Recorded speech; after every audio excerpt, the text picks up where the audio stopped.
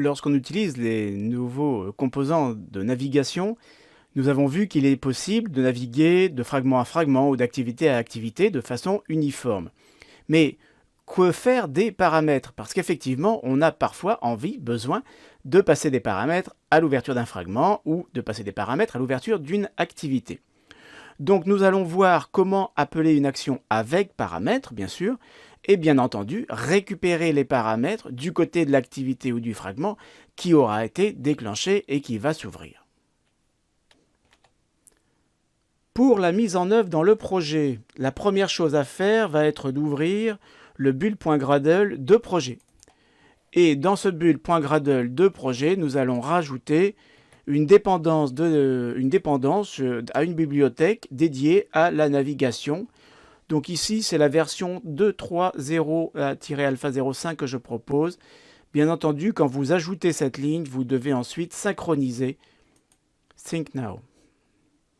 Lorsque la synchronisation est terminée, vous allez ensuite venir modifier le module, plus exactement le fichier build.gradle de niveau module, que j'ouvre ici.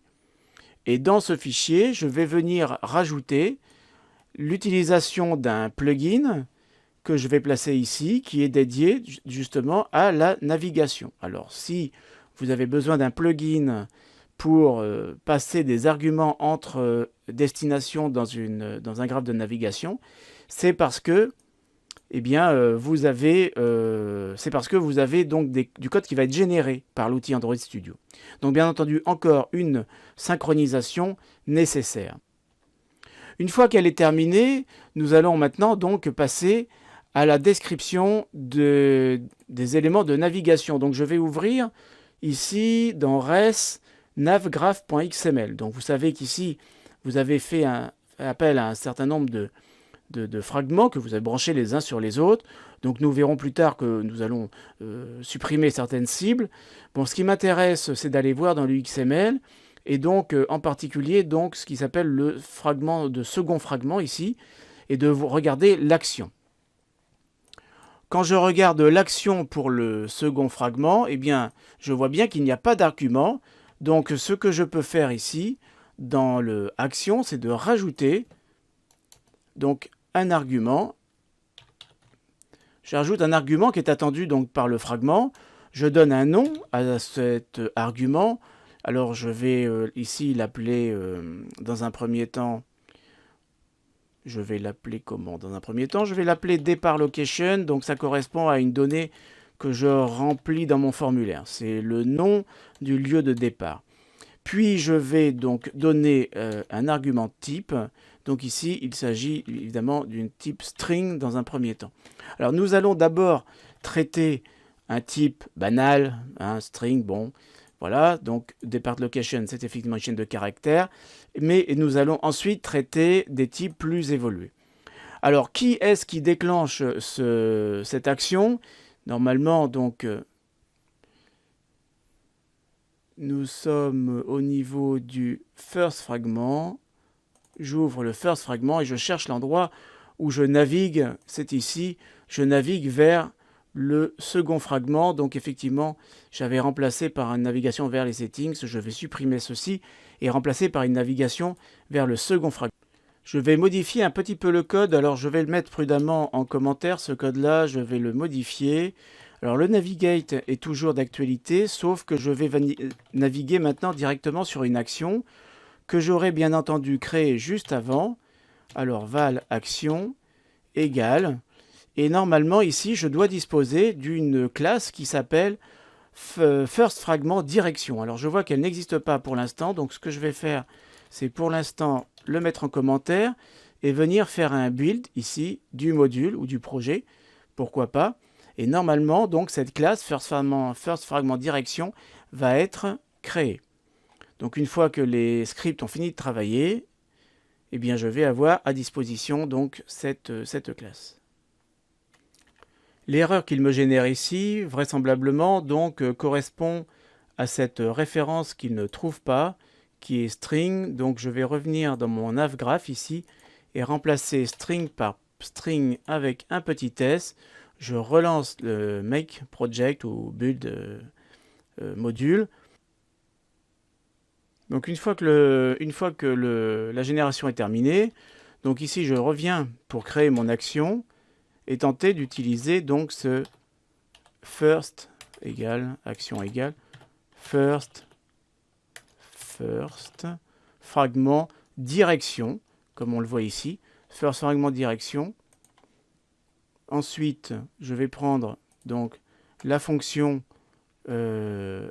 action first fragment to second fragment. Alors les deux autres fragments en fait, enfin le fragment et l'autre activité, je vais les supprimer ensuite. Et ici, en paramètre, je vais passer l'information donc qui m'intéresse en l'occurrence main first départ location .text.toString. Ça, c'est le paramètre que je passe donc à mon fragment. Donc, je suis dans le premier fragment. Je vais chercher donc le texte qui correspond à la localisation de départ et je vais passer au second fragment. Donc ensuite, le second fragment de son côté doit pouvoir récupérer l'information.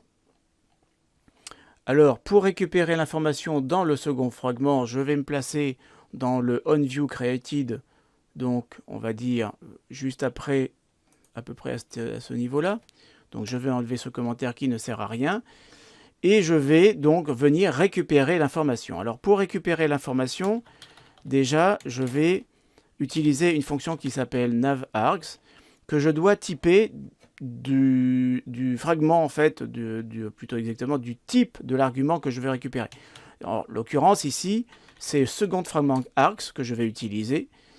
À partir de ce navargs, je vais enfin récupérer mon information, val, je vais appeler ça voyage égale, et dans args, normalement, je dois pouvoir, dans value de args, récupérer, comme vous le voyez, un attribut qui a été généré, depart location.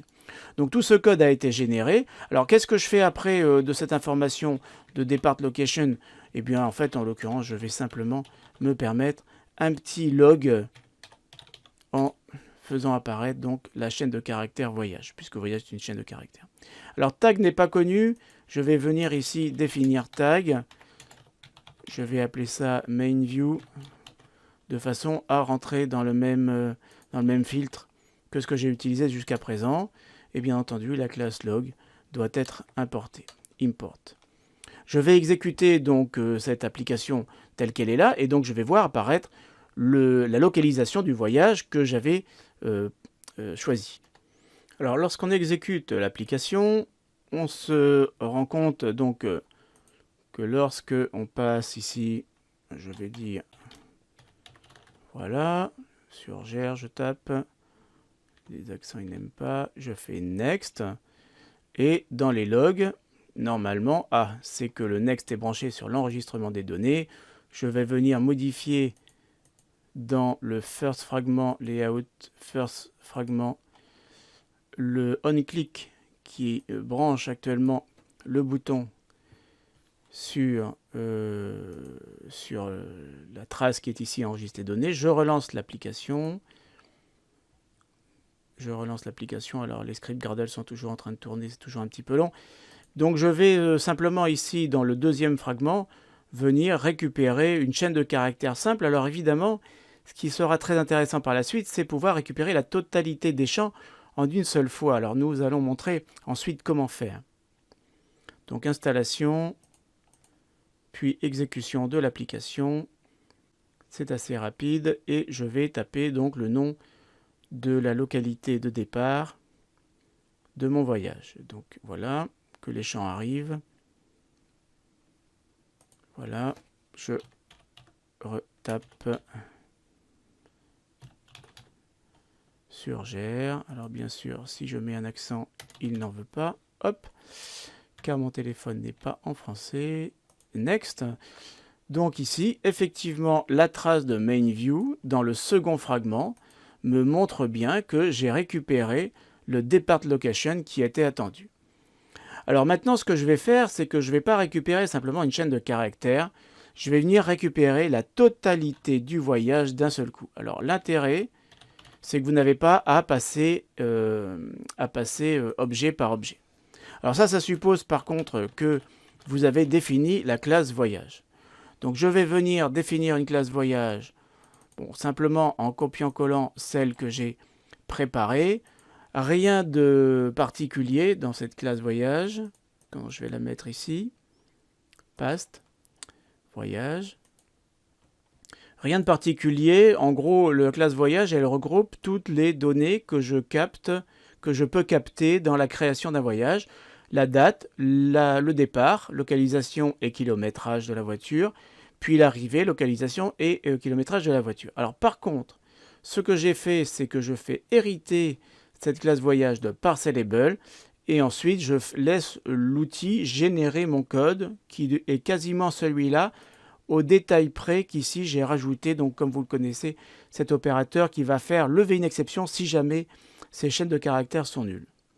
Donc si vous avez donc cette classe voyage, normalement ici vous pouvez requérir le voyage. Alors à un détail près évidemment, c'est que dans le navgraph ici, vous ayez bien décrit en paramètres un voyage et non pas une chaîne de caractères. Donc je vais descendre un petit peu le 4. Voilà, je recherche mon argument comme ici. Donc depart location, je l'avais appelé, donc maintenant je vais l'appeler voyage. Et puis ce n'est plus une string, c'est en fait le nom de la classe voyage dans le projet, par contre, dans le package qui est ici, dans le package de cette classe. Donc je vais copier le package, CTRL-C, CTRL-V, le package, point, et je rajoute voyage qui est le nom de la classe. Il faut le nom pleinement qualifié de votre classe. Donc ce qui va être passé maintenant en paramètres, ce n'est plus simplement une chaîne de caractères, mais c'est carrément donc le voyage lui-même. Alors bien entendu, au moment où vous passez les données, il ne suffit pas de prendre, comme on le voit ici, simplement la chaîne de caractères. Il faut avoir créé totalement un objet voyage à partir des différents champs. Donc je vais créer cet objet voyage, comme on le voit ici, en reprenant la date, la localisation de départ, le kilomètre de départ, la localisation d'arrivée et le kilomètre d'arrivée. Et puis en paramètres, bien entendu ici, vous passez cet objet voyage que vous venez de créer. Donc comme on le voit, en fait ici, on arrive à passer des objets de haut niveau, des objets utilisateurs, et non pas simplement des types de base. Alors si j'ai beaucoup de rouge dans le projet actuellement, c'est tout simplement parce qu'il me faut refaire appel au plugin pour qu'il régénère le passage de paramètres et les arguments qui vont bien.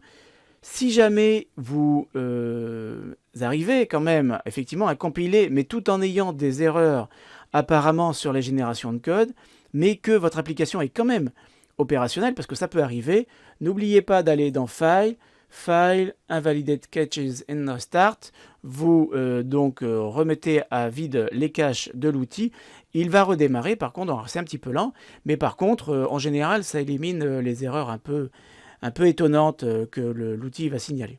Alors comme on le voit ici, il a accepté maintenant de prendre un voyage en paramètres.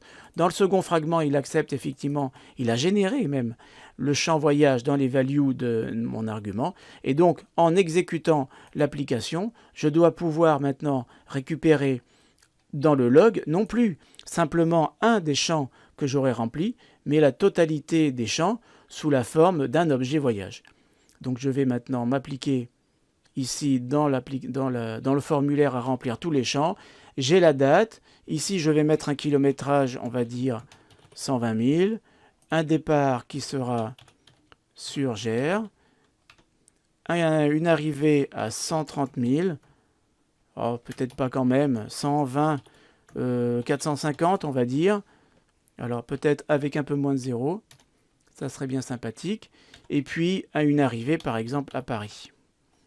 Quand je clique sur Next, donc je valide le second fragment, et ce que j'ai comme trace ici, effectivement, c'est la totalité d'un voyage. Alors vous allez peut-être éventuellement vous étonner que j'ai un affichage aussi propre en ayant simplement fait appel à toString. Il faut juste remarquer que la classe voyage que j'ai proposée ici est une data class. Alors en Kotlin, les data classes sont des classes qui, entre autres, se voient générer toutes les méthodes qui s'appellent toString, equals, etc. D'où donc la trace que j'ai ici.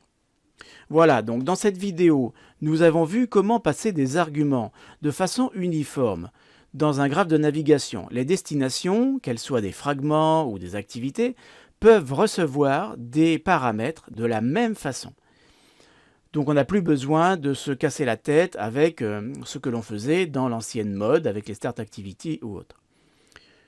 Je vous remercie d'avoir suivi cette vidéo. Je vous donne rendez-vous à la prochaine pour d'autres sujets tout à fait passionnants.